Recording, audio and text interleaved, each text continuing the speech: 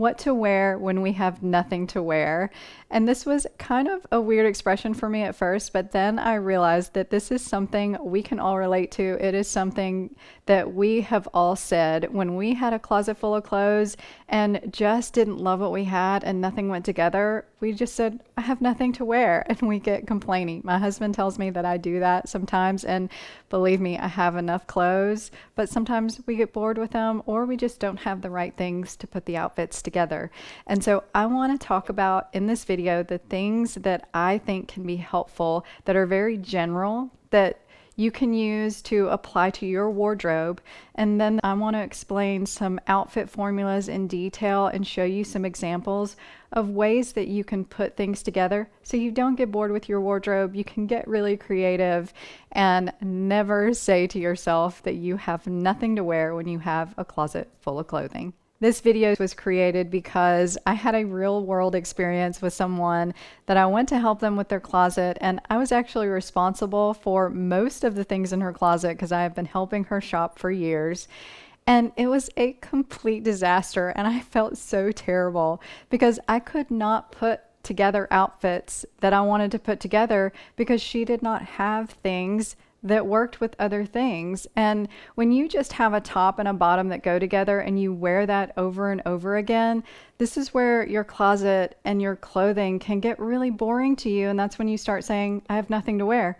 And I'm the one that was saying she had nothing to wear. And I am going to help her get her closet in better shape so she doesn't have to say that. And I don't have to say that when I go and help her.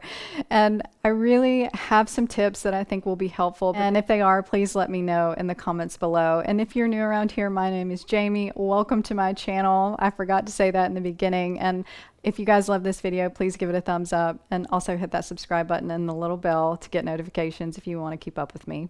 So the first thing that I noticed with her wardrobe is she was lacking versatility.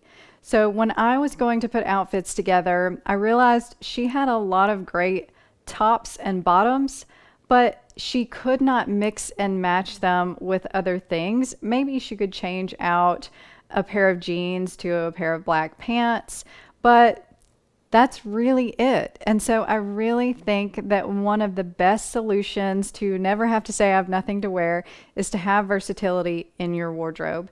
And you can do that a couple of different ways. So the first way is to have all of your essentials. So these are the foundation, the building blocks of your wardrobe. And I know you've probably seen lots of videos on this. I have one. If you want to check it out, I'll link it for you. But I really think that these essentials are your versatile pieces. And I don't know if this will resonate with you, but I always think of it as your essentials are a canvas. So think about a canvas to a piece of art. You have this white canvas or whatever color you start with, and then you have all of the paint colors. Usually you have a base, which might be more neutral in color, and then you layer colors on top of it. So you can think of your wardrobe that way.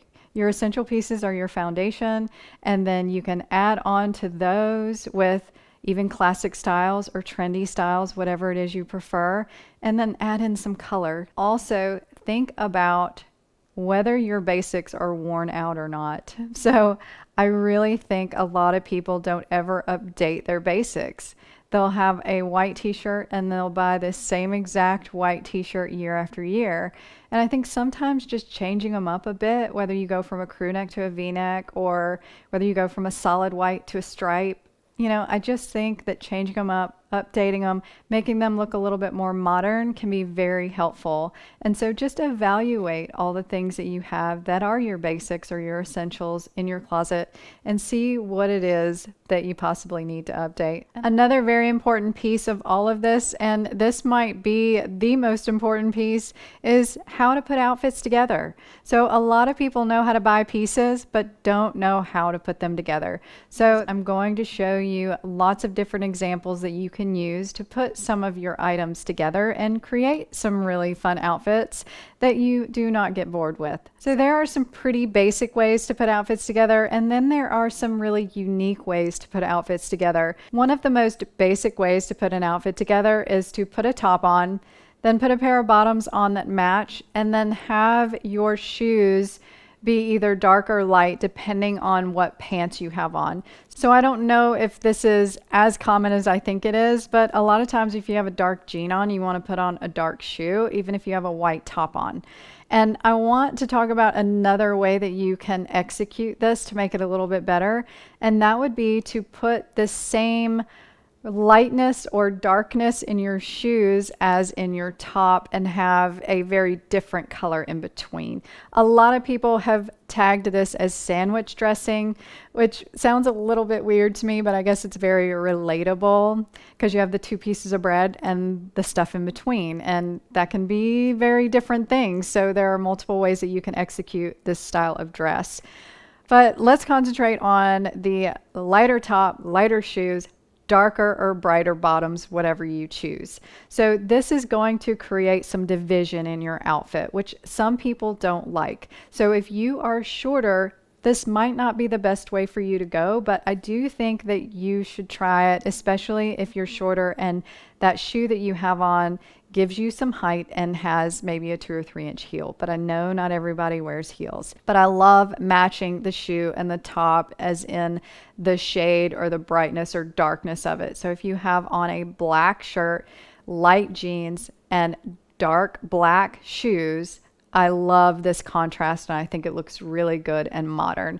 And then you can add accessories and whatever you want to it that just jazzes it up a bit. I think a very common outfit formula would be to take a top and throw it on with, say, a pair of black pants, and the top can be, you know, a print or a lighter color, something that pops a little bit. And then they would throw a jacket over it, whether it's a blazer or, you know, just some type of jacket that is dark like their bottoms, and then dark shoes. So this is a very common outfit formula. It's really easy to execute. It does bring the focal point to the top of the outfit and distracts from the bottom. So if you love doing that, then that's the perfect look for you. But if you wanted to be a little bit different and step outside the box a little bit, I think a great way to execute an outfit would be to have a monochromatic look on. So you'd have the same color top and bottom on, and then you would have a different color layer over that, and then your shoes would match that layer. And I thought this was the perfect example with this ivory sweatsuit and then the vest and black shoes that match, and then you could throw on a black bag and bring it all together if you wanted to. But I really love those contrasting colors, and it's a little bit of color blocking, and I just thought that this was a lot of fun. You could also do brown with this and have more of a neutral tone look as opposed to a heavy contrast if you wanted to. But I thought that was a fun way to take some of your jackets and other things and create just a little bit of a different look that you might not be used to. Another fun way to dress is by color blocking. So a lot of people don't think about this, but color blocking I think is a lot of fun, and you can actually execute this without any color if you just want to use neutral colors. And I found a really fun example here where it's an ivory moto jacket over a black top with an ivory skirt and then black tights and black shoes. And this I thought was so fun, and a lot of people wouldn't think about color blocking in this way.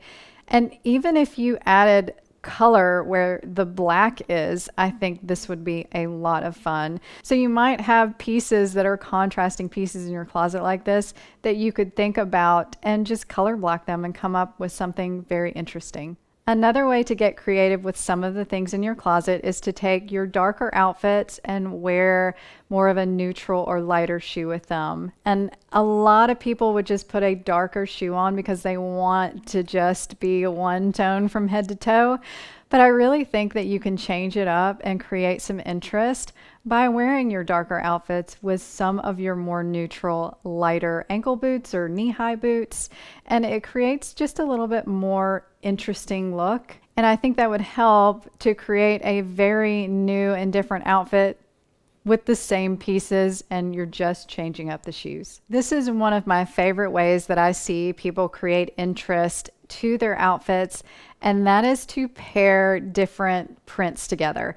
And this is very difficult to execute. The best advice that I can give you for anything that you want to pair together that is a print, you want to think about the scale of the print together. So if you have a larger scale print, you want to go with a smaller scale in the second item, and you really want the colors in both of them to somewhat go together, or at least for them to have some similar colors in them.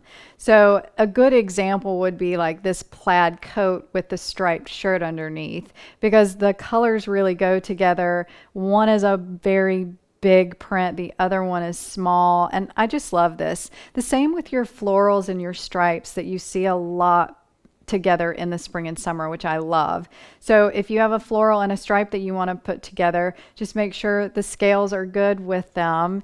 And you could have a bold, big floral and a really small stripe, or vice versa, big stripes and small floral, and then have some of the same colors in them and put them together. That's my advice for putting those together, and I do think that helps create some versatility and some fun. So when you're shopping, think about the things that you're seeing in prints and whether or not you would want to put those together. And sometimes that has to be really purposed, and just know that you can put them together, but then you can separate them out with other things. So thank you so much for watching. Please hit that thumbs up if you love this video, and also hit that subscribe button and the little bell so you don't miss any of my content. And remember to love your neighbor and be kind, and thank you for being kind to me, and I will talk to you next time.